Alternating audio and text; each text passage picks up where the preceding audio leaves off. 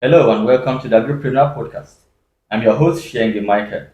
Today with me in the house is an expert in extension services, Mr. James K. Sir, you're welcome to the Agripreneur podcast. Yeah, thank you very much. Nice meeting you. Thank you, sir. Today we'll be talking on a very serious topic that borders farmers' knowledge in the business of agriculture.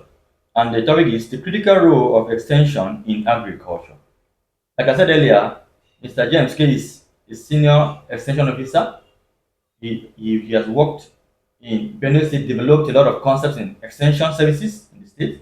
Today he's going to be talking with us on why extension is very, very important in agricultural services within Nigeria, even within Africa. So, sir, in your experience, what are the major reasons farmers fail or struggle in agriculture? There are many reasons. One, access to finance. Two, access to technology. Poor infrastructure. And lack of community spirit. These are the critical areas that I think I summarize as those issues that are affecting agriculture, principally in our environment. All right, sir. Oh, that's straight to the point. The lack of community, you say community Engagement. engagement. Okay, sir. So today we are focused on extension. So what is the role of extension, and what is it critical to agriculture? We have to know what extension is. I know extension principally is it helps farmers to overcome challenges in their production systems. That is what extension is all about. So it is those challenges that extension comes in to help farmers overcome them, to make them grow and achieve optimum in their production. So if the farmers don't overcome some of these challenges, definitely they will not be increase in output, they will not increase in GDP, and we end up being at zero production level. Right, sir. Okay, so extension is the major thing, and that's the role of extension. Yeah, Also, it helps farmers to overcome their challenges okay. so that they can, help them overcome the problems in their production Yes, sir. areas. All right, sir. So with your experience, what is the major skill gap that farmers have presently that is affecting them? Uh, uh, there's a lot of gap. You see, research has a lot on the shelf, but assessing some of these innovations for farmers has been the major problem. So technologies to reach farmers has been a problem. And when some of these issues, problems have been identified and they are not solved, it means we are not solving any issue.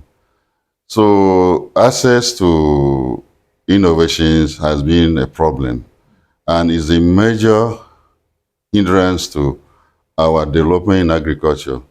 And I think, I don't want to say it's a deliberate effort by us.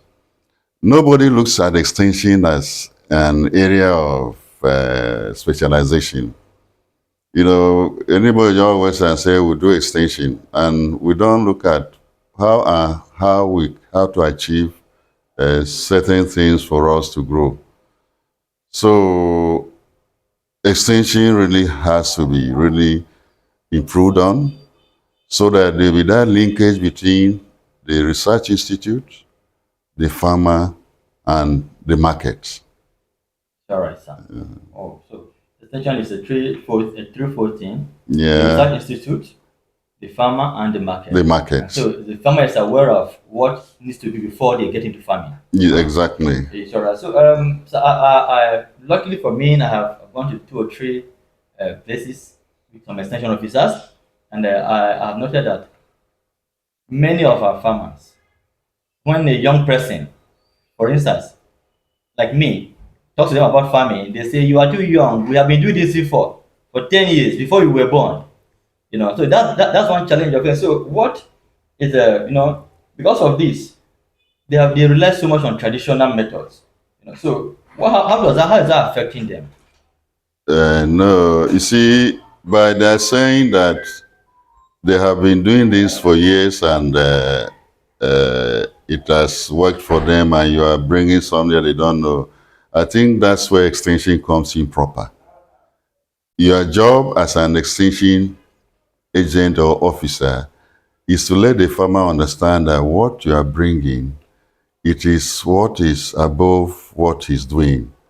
And for you to achieve that as an extension officer, you have to know how to go about it. You don't have to tell the man that what he's doing is wrong or it is not proper. The onus is on you as the extension officer to let him understand, convince him that this is how to go about it. And that is not just done by you just talking. You have to either do, it depends on what you are trying to introduce or let him understand. You can have it through demonstrations. You can have it through result demonstration, or you can have it through the combination of demonstration, result demonstration, and all that is for demonstration, result, and everything. So it's a package Yes. that you start from preparation and to harvest. It's all right, sir. So with your experience in extension, would you say extension has helped farmers in any way at all? It has. It Okay. has. If we have really cared to evaluate the contribution of extension to agricultural growth, it has really upped farmers' production more than 20% of their production level. But we have never really cared to evaluate extension. That's why how I want to put it. Or have you ever seen an evaluation whereby they have told you that this is with the intervention of extension, this is how we have has been achieved. We have always overlooked extension support to our farmers, and that has been our greatest burn in our production as a people, as a state, and as a country. It's all right, sir.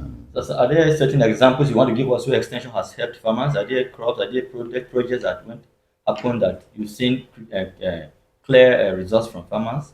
Maybe one or No, two or three of them that you've been involved with. there are many now. Like, let me give an example of your state, Benue. The Zone A B is a soybean growing area. Yes, sir. And, all along they know Benue as a soybean state. And, over the years we've been growing that Malayan variety, which used to branch, less yield and so on.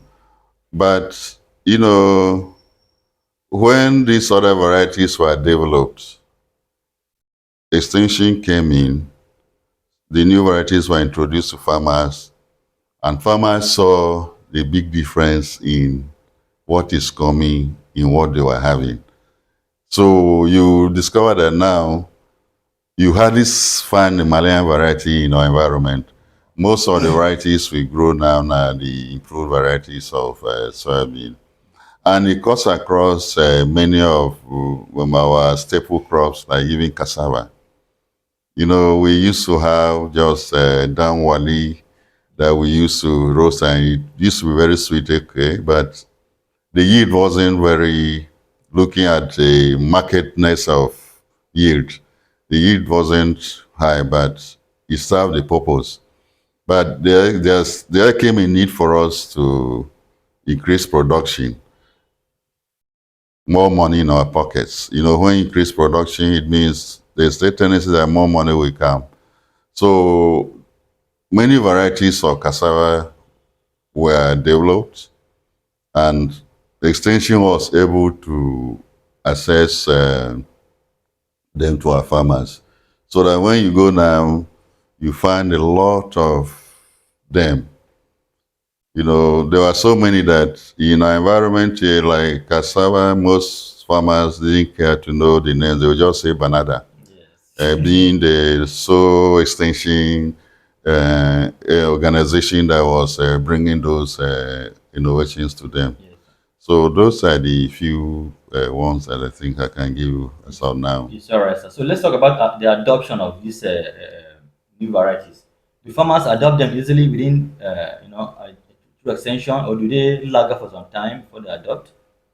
No, normally you see like some of these crops just being a one season, it doesn't require a long cycle. So most of them after the demonstration, visibly when they see the difference. A farmer is very easy to be convinced when he sees the results. So the moment he sees a clear difference in what he has been producing and what has been brought for him, he doesn't need any other intervention. He just carries it along and makes the best use of it. All right, sir. And so, sir, I don't know.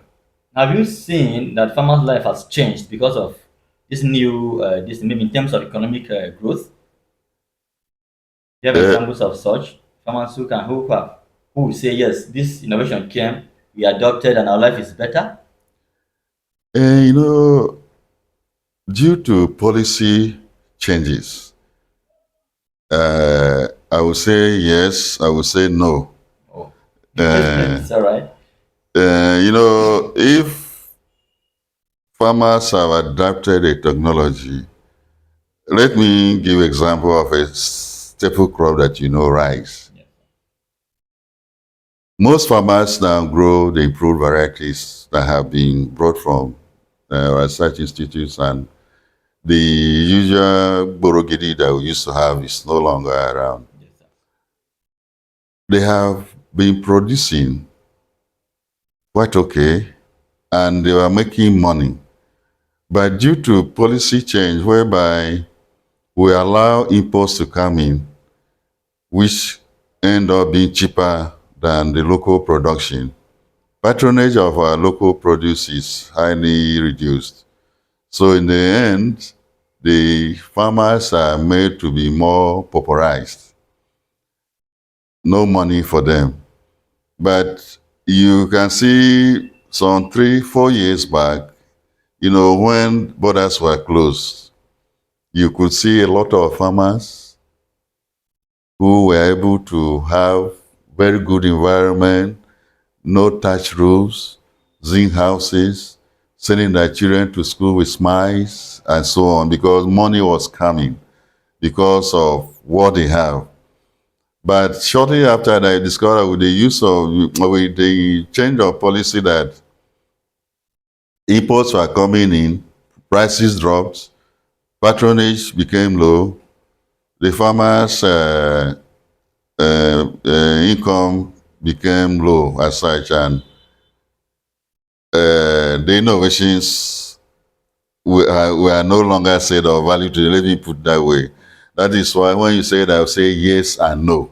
Okay. I say it depends on the given time. Yes, all right. Otherwise, farmers have really adapted most of those innovations or introductions that extension has been bringing to them. Yes, all right, sir. So, sir, will you say are there still essential services around this time around? Because farmers, I don't know, are they still around? Uh, there are, extension in our environment has been mainly public extension service. We have hardly had a private extension support system. And that is just coming in now, the private extension. So, extension being purely public, as government support, and our attitude in, government support things. support has been very low. So the effort would have expected extension to put in. There's no motivation. There are so many issues that are tied to this issue of extension, but there's poor support to extension now. I think what has been making us survive now is the private extension service that have come in, and through these donor support agencies. They're the actors in our extension services, donors, government, then farmer-based organizations. These are the key actors in our extension system. But the government support, the public support system has been very poor. It's been neglected, let me put it that way. Uh, so farmers are not really having that luxury of having extension support to them as when due. Yes, all right, sir. And so that will lead me to the next question, which is how can farmers access quality extension services? Because as it stands, they need these extension services, yes, and the government is not forthcoming. Yes, NGOs, donor agencies are coming, but they can't go. So, how is there any way farmers can easily access these services? And of course, should They, they pay? Maybe that'll be our next question. when you ask at our level of development now, if you start asking a farmer to pay for extension services now, I don't think you have a very good patronage because you see, like you said earlier, this support and his farmer income has been fluctuating with government policy of changing anyhow. So farmers are not really very stable, but farmers can still access quality extension services through their farmer organizations now, or through some of these donors that come. Like you said, you have the GIZ, the German government, you have Japanese, Yeah. Sasakawa, Africa. Those ones have come, and but the good thing is that they still come through to enhance the performance of the public extension system. And there are still, with that, they still, there's a problem in the sense that, you see, this donor come with their own objective. Sometimes these objectives might not align with the national objective. So there's always that problem of, that connectivity. And since we don't have, as of now, we don't really have a national policy on agricultural extension.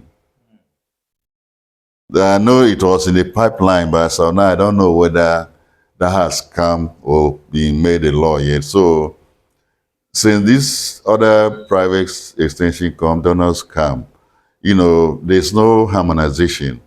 So everybody comes in with what he thinks he wants to do and goes out. But with a good farmer-based organization, they will be able to assess quality extension if they are well organized. Yes. And I think you people have been trying that form now, forming of these different organizations, mango growers, Yes. rice farmers, soybean farmers, and so on. So if these are organized in a very robust form, they will be able to assess quality extension support. And even these donors that come, we're able to easily access them through the formations. Yes, all right, sir. So, sir, you spoke about private extension services here earlier. So Yeah. I want to know, and then you said farmers will not be willing to pay for extension services. So how will the private extension services now be able to sustain themselves? You How can they? know, this issue of private extension services, you know, it's not very common yet in our environment here. It's much more prevalent in areas that the commodity has a market, like maybe an organization is interested in a crop. Or like, let's bring an example that you are very close to, like Olam Agri. Yes, You know, Olam is interested in rice. right. So the more rice you produce, the better for him. So Olam on its own has been able to get extension support to rice growers. It's no longer that government has to provide extension services to those farmers that produce for them, but their own extension services. So the private extension is mainly based on commodity. And the commodity is based on the interest of whoever is interested in that commodity. So, and you know, the government base, the public extension support, you know, cuts across um, the staples, that is our food crops, Yes, sir. and even the other Animals. animals. But private has to be commodity based, and I think that is just beginning to come up now. All right, sir. So the